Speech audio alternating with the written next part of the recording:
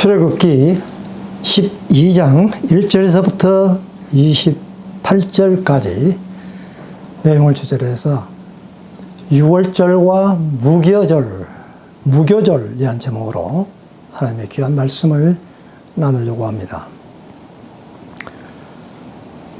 하나님께서 제정하신 특별한 절기가 바로 오늘 이 성경 말씀에서 나오는 그러한 유월절과 무교절 그리고 초실절입니다.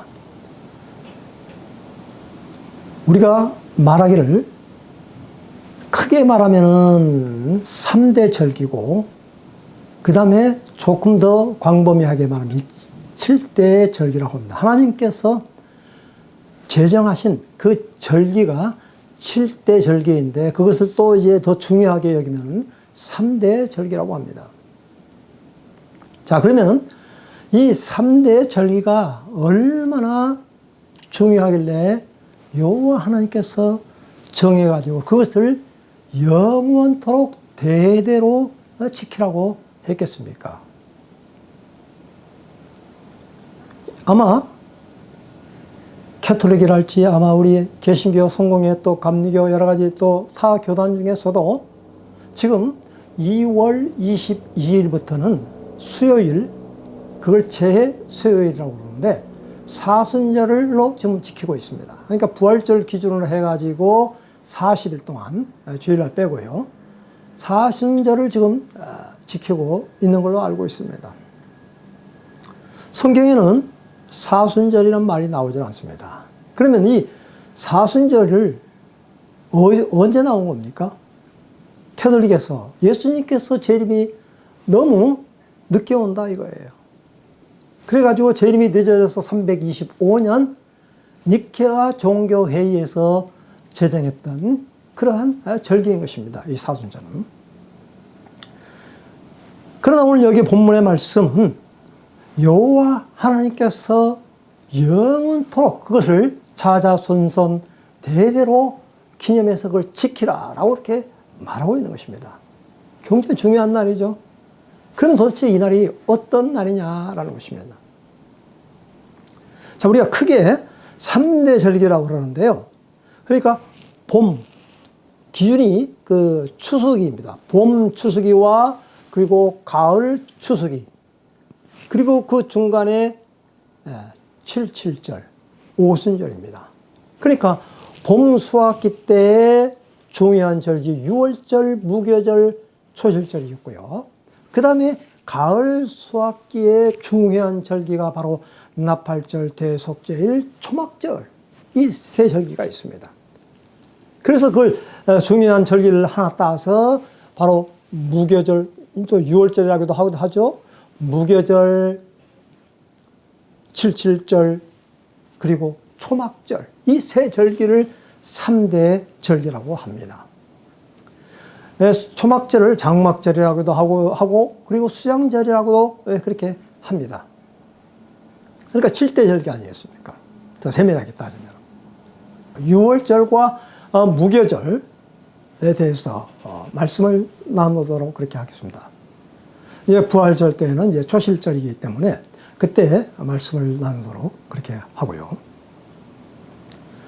자, 그러면 이 하나님께서 정하신 이 유월절, 얼마나 그 중요한 의미가 그 속에 담겨져 있는지 오늘 그 의미를, 중요한 의미를 하나님의 말씀을 통해서 깨닫고자 하는 것입니다. 우리의 절기도 있죠. 구정이랄지 설날이라고도 하고요. 추석날이라고도 그렇게 합니다. 명절이라고 그러지 않습니까? 그런데 하나님께서 우리에게 주신 이 절기, 이것은 너무나도 특별한 날인데 그 속에 하나님의 구속사적인 그러한 내용이 담겨져 있다는 것입니다. 그 절기 때마다. 그러니까 이 봄 추수 때에는 바로 그 중심이 뭐냐면 예수 그리스도의 초림이 그 속에 담겨져 있는 것입니다. 이미 이루어진 그러한 사건이죠. 그리고 이 가을 추수교회 때에는 예수님께서 다시 오실 그 재림의 의미가 그 속에 내포되어져 있다라는 것을 말하고 있는 것입니다. 그래서 그 중심이 바로 예수 그리스도라는 것입니다. 예수 그리스도께서 초림하시고 나서 50일 지나서 성령 강림이 임함으로 말미암아 교회가 탄생이 되었습니다. 그 성령의 힘과 능력과 그 동력으로 예수님의 재림을 기다릴 수가 있다라는 것이죠. 그래서 이미 우리가 성취되어졌지만은 하나님께서 우리에게 주신 이 절기를 다시 한번 되돌아봄으로 인하여서 우리는 어떻게 또한 그 미래를 우리는 대비할 수 있겠는가라는 것을 우리는 살펴보고자 하는 것입니다. 자, 6월절 제정은 바로 생명과 죽음이 결정되는 날이다라는 것입니다. 6월절은 히브리어로 페사흐라는 그런 뜻입니다. 이것은 묵과함, 면제함, 영어로는 패스오버, 넘어갔다라는 것입니다. 재앙이 넘어갔다라는 것입니다.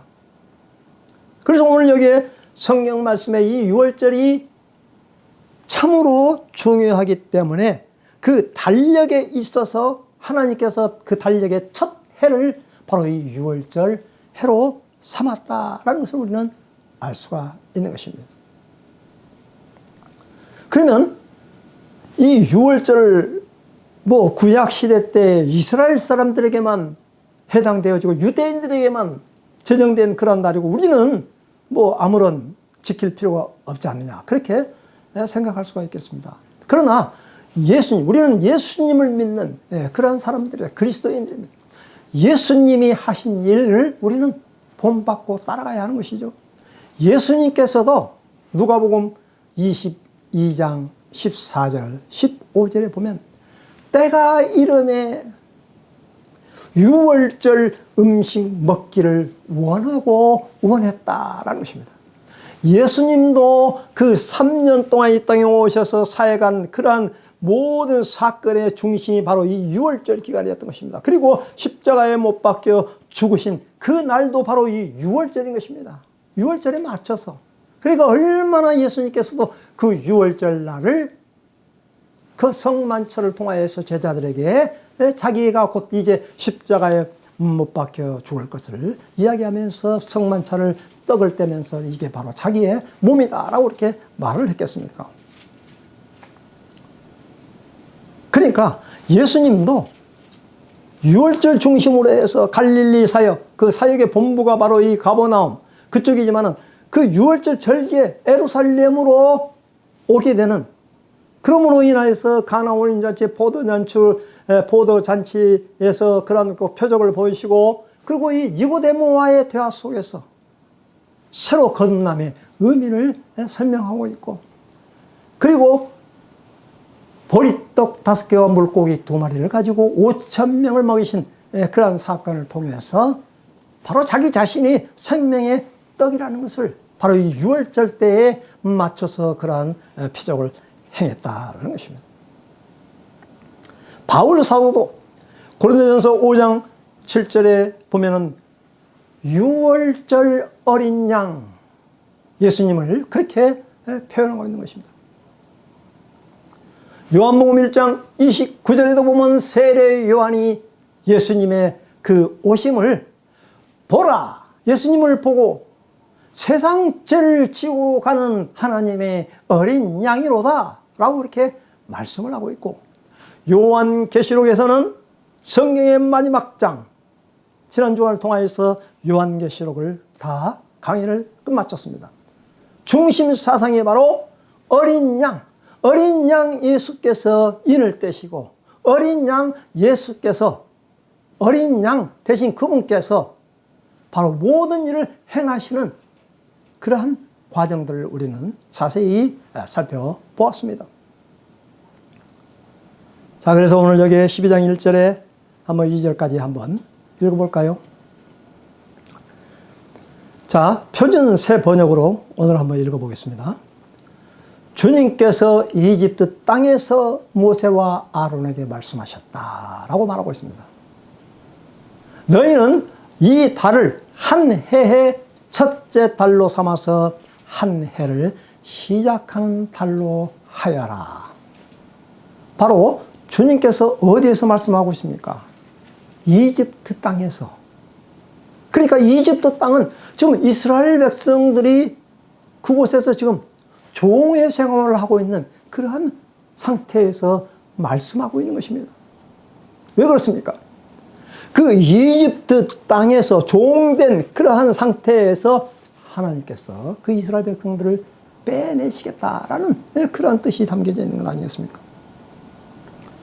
노예의 신분, 종의 신분, 그것을 빼내서 하나님의 자녀된 그런 신분으로 바뀌겠다는 그런 놀라운 뜻이 바로 그 속에 담겨져 있는 것이고, 그래서 너희는 이 달을 한 해의 첫째 달로 삼게 되어지는 것입니다. 이것이 바로 니산월이라고 말하고 있는 것입니다. 1월 달이죠. 그러니까 한마디만. 그걸 또 이제 아비볼이라고 말하기도 합니다만, 그 아비볼하고 니산월 같은 1월 달입니다만 뜻이 약간 다르죠.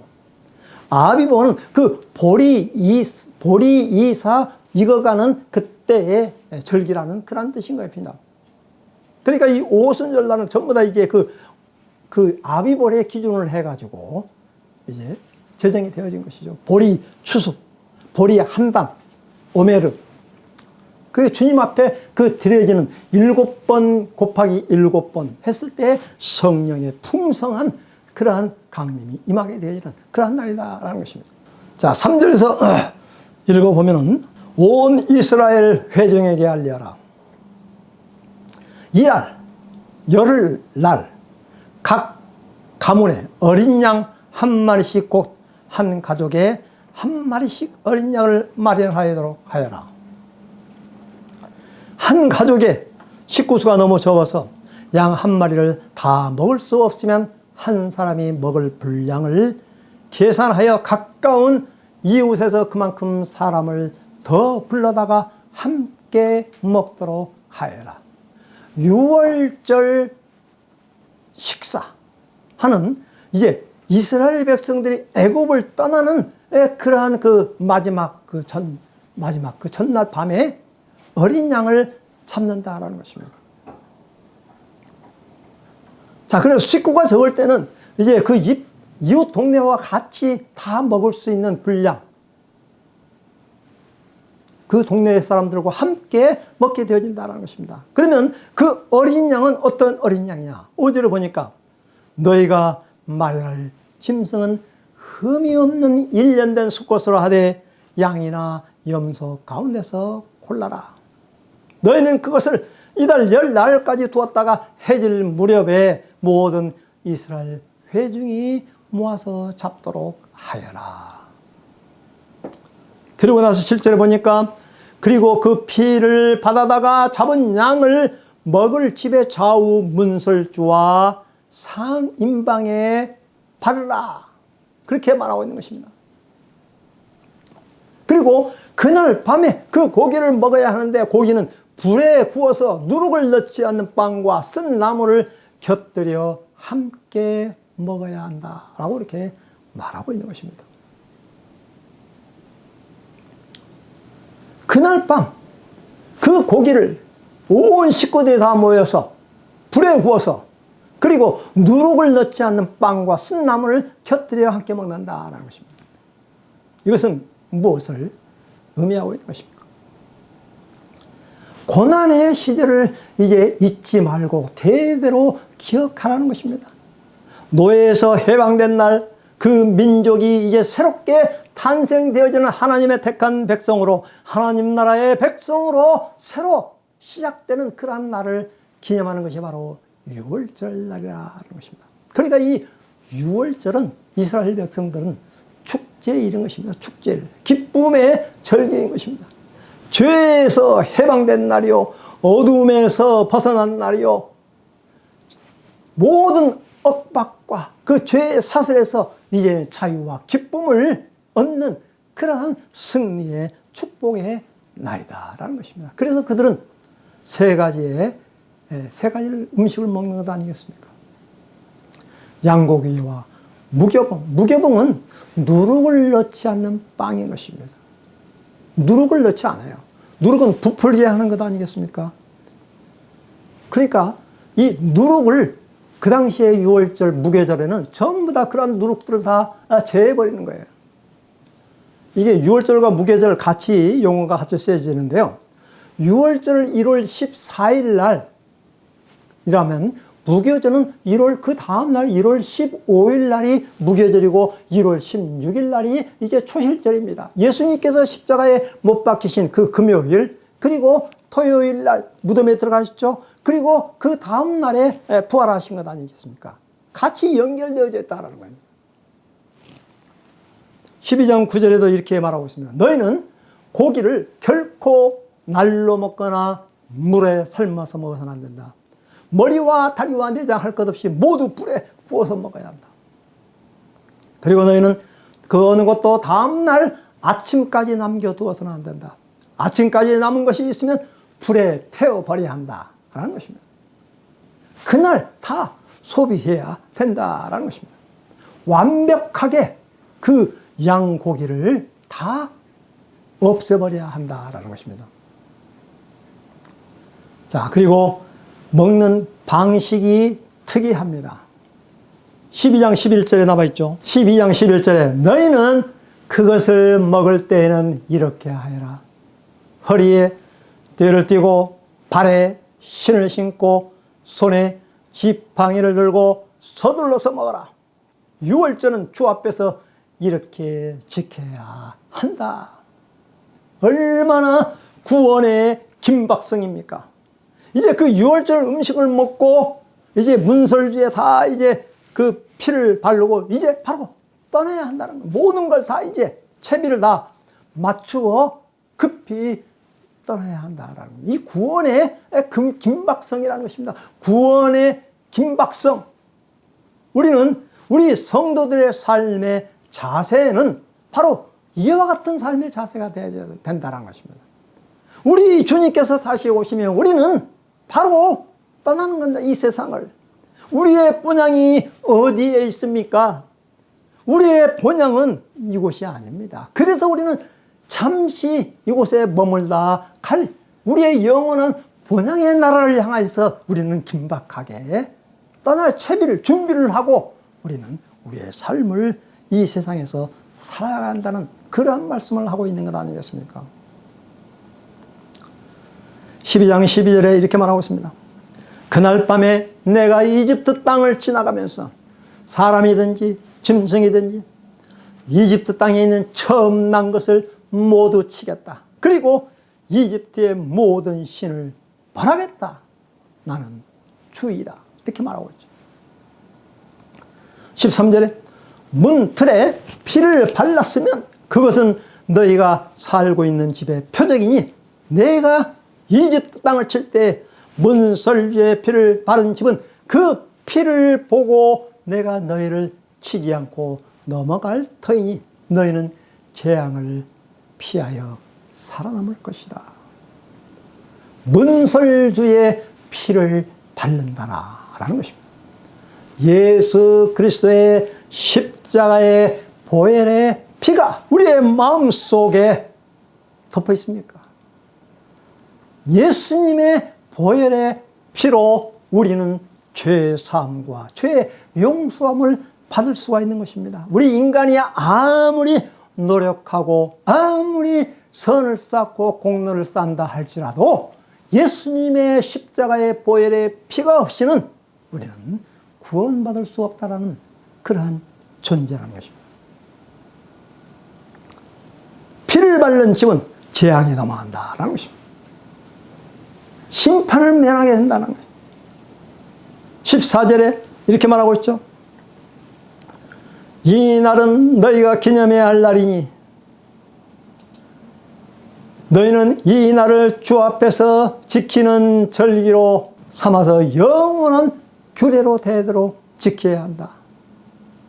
너희는 이래 동안 누룩을 넣지 않고 만든 빵을 먹어야 한다.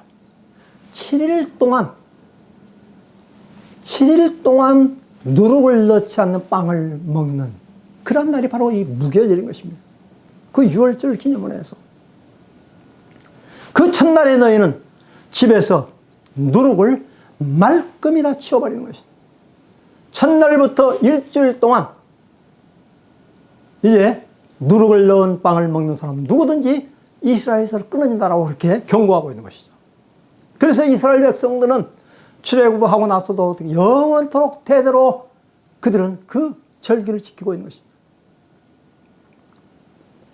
12장 16절에 너희는 첫날에 거룩한 모임을 열고 이렛날에도 거룩한 모임을 열어라. 이 두 날에는 너희 각자가 먹을 것을 장만하는 일이 아니면 어떤 일도 해서는 안 된다. 17절에 너희는 무교절을 지켜야 한다. 바로 이 날에 내가 이집트 땅에서 너희 온 이스라엘 지파를 이끌어냈기 때문이다. 너희는 이 날을 영원한 규례로 삼아서 대대로 지켜야 한다라고 하나님께서 직접 명령하고 있는 그러한 절기가 바로 이 6월절 무교절 절기인 것입니다. 자, 그러면 이스라엘 사람들만 구원받느냐? 그게 아니죠. 12장 19절입니다. 이래 동안에는 너희 집안에 누룩이 있어서는 안 된다. 누룩 든 빵을 먹는 사람은 누구든지 외국인이든지 본국인이든지 이스라엘 회중에서 끊어진다라는 것입니다. 이방 사람들도 그때 애굽 땅에 있는 그 애굽인이라도 재앙을 면할 수 있는 사람은 바로 문설주의 피를 바른 사람, 그리고 할례를 통하여서 이스라엘의 그 풍습에 같이 동참하고 참여한 그러한 사람들, 그것은 바로 하나님의 택한 구원받는 백성인 것입니다. 제가 대만에서 사역을 했을 때 그들은 구정 때 제일 크게 지킵니다. 그걸 춘절이라고 하는데요. 춘제라고 하는데요. 춘절. 그때 춘절 전에는 있잖아요. 한 달 전서부터 그들은 춘절을 준비하는데요. 집안에 있는 모든 것들 때를 다 바뀝니다. 그렇게 청소를 하기 싫어했던 그러한 그 대만 사람들도 그 춘절을 지키기 위해서 집안에 있는 모든 때, 누룩 그런 거 다, 그리고 필요 없는 물건들을 다 바깥으로 다 내버리고 말이죠. 얼마나 정결케 하는지 모르는 것입니다. 이스라엘 백성들은 바로 이런 집안에 있는 모든 곰팡이랄지 그런 것을 다 제거해 버린다는 것입니다. 그래서 6월절은 의미가 무엇이냐? 바로 정결한 삶을 살아야 할 것을 오늘 우리에게 요구하고 있는 것입니다. 요한계시록에서도 말하고 있지 않습니까? 두루마기를 빠는 자, 정결케 하는 자, 신부의 옷을 단장하는 흰옷 입은 사람, 옷을 정결하게 빠는 사람, 정결한 삶을 살아야만이 바로 우리는 하나님의 택한 백성이 되어질 수 있다는 것입니다. 누룩, 죄라는 것을 부풀게 하는 것이죠. 허풍, 거품, 이런 것들 다 제하라는 것입니다. 20절에 보니까 누룩을 넣은 것은 아무것도 먹지 않아야 한다. 너희가 어디에서 살든지 이 기간 동안에는 누룩을 넣지 않는 빵을 먹어야 한다. 모세가 이스라엘 장로를 모두 불러서 이렇게 말했다. 여러분은 여러분의 가족들과 함께 먹을 양이나 염소를 준비하여 6월절 제물로 잡으십시오. 그리고 12장 22절에 우슬초 묶음을 구하여다가 그릇에 받아 놓은 피에 적셔서 그 피를 상인방과 좌우 문설주에 뿌리십시오. 여러분은 아침까지 아무도 자기 집 문 밖으로 나가서는 안 됩니다. 주님께서 이집트 사람들을 치려고 지나가시다가 상인방과 좌우 문설주에 바른 피를 보시고 그 문 앞을 그냥 지나가실 것이며 파괴자가 여러분의 집을 치어 들어가지 못하게 하실 것입니다. 그리고 이제 24절에 보니까 자손에게 그걸 대대로 가르쳐서 지키라고 말하고 있는 것입니다. 그리고 이 예식을 행하라고 말하고 있는 것입니다. 바로 지금은 우리는 어린 양을 잡을 필요가 없습니다. 예수님께서 이미 십자가에 못 박히고 죽으셨습니다. 그래서 우리는 그 성만찬을 통해서 바로 그러한 유월절 예식을 대신하고 있는 것이죠. 그래서 부활주일날 성만찬을 하게 되는 것이죠. 27절, 28절 마지막 절 이렇게 되어 있죠. 그러면 여러분 그들에게 이것은 주님께 드리는 유월절 제사다. 주님께서 이집트 사람을 치실 때에 이집트에 있던 이스라엘 자손의 집만은 그냥 지나가셔서 우리의 집들을 구하여 주셨다. 백성은 이 말을 듣고서 엎드려 주님께 경배를 드렸고 이스라엘 자손은 돌아가서 주님께서 모세와 아론에게 명하신 대로 하였다라고 이렇게 기록하고 있는 것입니다. 이 유월절, 이 무교절, 이제 얼마 안 남았습니다. 4월 5일 날이 이제 부활절이죠. 자, 이러한 그 봄의 절기 때 이 유월절 어떤 의미를 오늘 우리에게 가져다 주고 있습니까? 아까 제가 첫 번째 이야기했던 것처럼 바로 이 정결함을 유지하라라는 것을 의미하고 있고, 그리고 이 신분이 바뀐다라는 것입니다. 바로의 군대에서 여호와 하나님의 군대, 죄의 종에서 하나님의 의의 종으로 거듭나는 그러한 절기이기 때문에 이 예식을 영원토록 기념하라라고 말하고 있는 것입니다. 그리고 그날은 애굽에 있는 모든 신들을 심판하시고 멸하시는 날인 것입니다. 그 10가지 재앙, 그 9가지 모든 그러한 그 재앙들이 바로 이 애굽에 있는 신들을 제해버리는 그러한 재앙 아니겠습니까? 오늘 우리는 우리의 삶 속에서 누룩이 있습니까? 누룩들을 제거하십시다. 우리 자신을 돌아보십시다. 얼마나 죄성된 우리 인간입니까? 그것을 하나 낱낱이 찾아서 바로 유월절 대신 어린 양 예수의 피로 말미암아 우리 문설주에다가, 우리 마음의 문의 문설주에다가 피를 발라야 할 것입니다. 거룩한 구원 백성의 삶의 시작이 바로 이 유월절부터 시작되어지고, 그것은 곧 축제의 날이요 기쁨의 날이요 모든 열방이 돌아오는 그러한 절기라는 것입니다. 에스라 6장 21절에도 이방인도 할례를 받고 동참하고 참여하게 되면 바로 그와 같은 절기에 하나님의 택한 백성으로 구원받게 된다는 것입니다. 그리고 깨어있어라 의미인 것입니다. 유월절 배경으로 일어난 사건, 예수님께서 아까 제 초기에 제가 이야기했던 것입니다.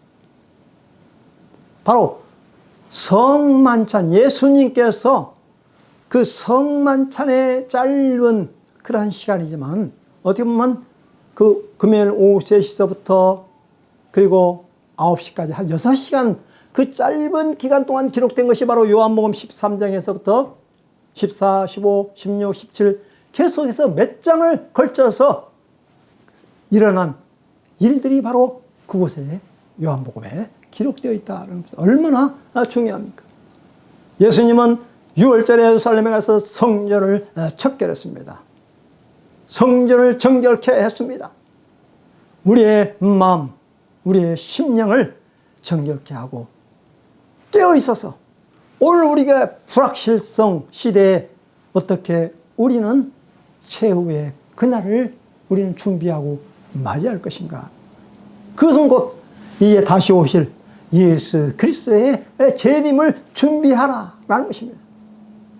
부활을 우리는 확신하면서 이 유월절을 맞이하고 무교절을 맞이해서 그리고 가을 추수기에 예수님께서 다시 오실 나팔 불고 예비하고 모든 대속죄의 대제사장만이 들어가서 우리의 모든 일을 위해 구원을 깨끗게 하실 그날을 바라보고 주 예수 그리스도의 재림에 동참함을 받는 하나님의 택한 영원한 백성이 되어지시기를 주님의 이름으로 축원드립니다. 기도하겠습니다. 거룩하시고 사랑하신 아버지 하나님, 한 해가 시작되어지는 그 첫 해가 바로 유월절을 기념해서 제정된 것이고, 하나님께서 우리 인간에게 가장 중요한 절기로서 유월절 우리에게 가르치라고 말하고 있습니다. 주님, 이것은 곧 보통 절기가 아니라 모든 구속사적인 우리 인류의 구속을 위하여서 예수님께서 십자가에 못 박혀 죽으시고 우리 예수님께서 흠없는 어린 양이 되셔서 우리를 대속해 주셨습니다. 하나님, 그 어린 양 되신 예수 그리스도를 우리 양의, 우리 마음의 문설주에 피를 발라서 우리 마음 가운데 모든 죄들이 다 없어지게 하여 주옵시고 재앙들이 다 넘어가게 도와주옵시고 하나님의 택한 백성으로서, 그리고 또한 무교절을 지킴으로 우리 속에 있는 모든 묵은 때들을, 누룩들을 다 제하여 주옵시사 참된 주님의 재림을 맛보며 부활의 첫 열매 되신 예수 그리스도와 함께 부활해서 재림의 영광의 주님을 맞이할 수 있는 우리 모두가 되어질 수 있도록 축복으로 늘 함께하여 주시옵소서. 어린 양 되신 주 예수 그리스도의 이름으로 감사하고 간절히 기도 올려옵나이다. 아멘.